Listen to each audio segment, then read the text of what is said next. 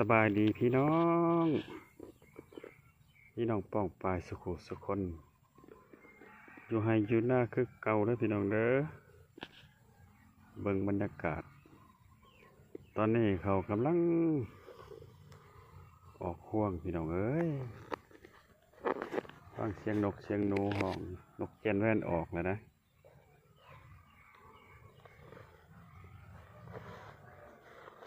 นี่เพิ่นว่าเขาอีสังเขา11 12โมโหว่าเขาจังเลย11กับ11เพิ่นเด้ตอนนั้นกับแมนลักษณะนี้เพิ่นเอิ้นว่าเขายังเขาซุ่มบ่เขาซ่องบ่เขาซ่องเนาะเขาซ่องเขาซุ่ม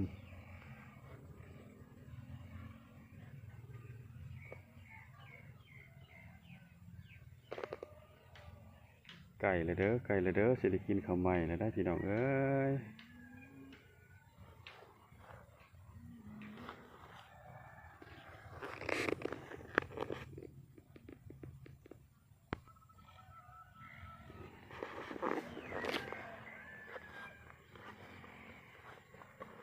เมื่อกี้นี่ก็พยายามปลาอยู่ไส้อยู่โต่งอยู่ตอนอยู่บอนเป่งน้ำนะก็ได้ปลาดุกน้อย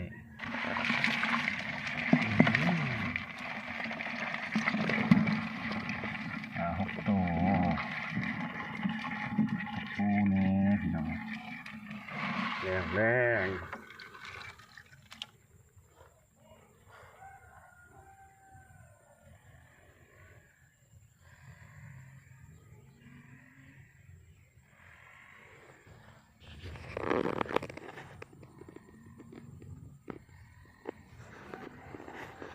นี่มันเขา11เขาเบอร์11ไม้เลข11อันนี้มาเบิ่งเขาไม้เลข12พี่น้องเขา12จนล่มพี่น้องเลยเราเมื่อยยืนแล้วก็ล่มแล้วนอนตัวนี้กำลังตั้งท้องกำลังมาน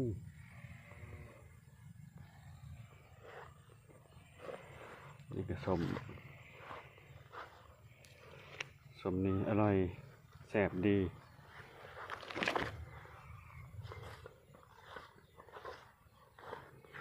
ตัวนี้ก็บ่งามปานใดเขา12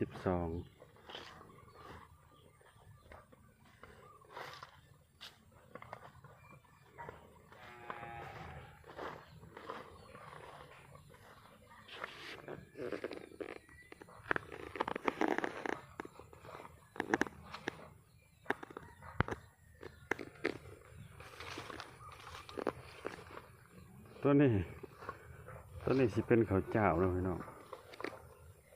สูงครับสอดนะข้าวเจ้าข้า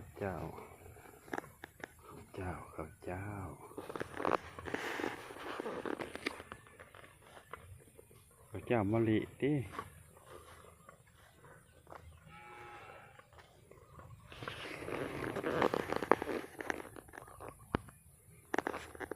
ข้าวเจ้ามัดนะสูงนี่แมน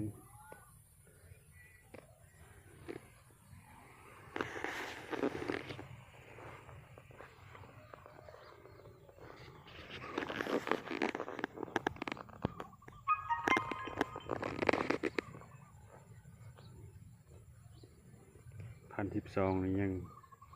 ยังพัฒนาสอดน้องตั้งท้องเหลือมาเมาอยู่พี่น้องกำลังมาน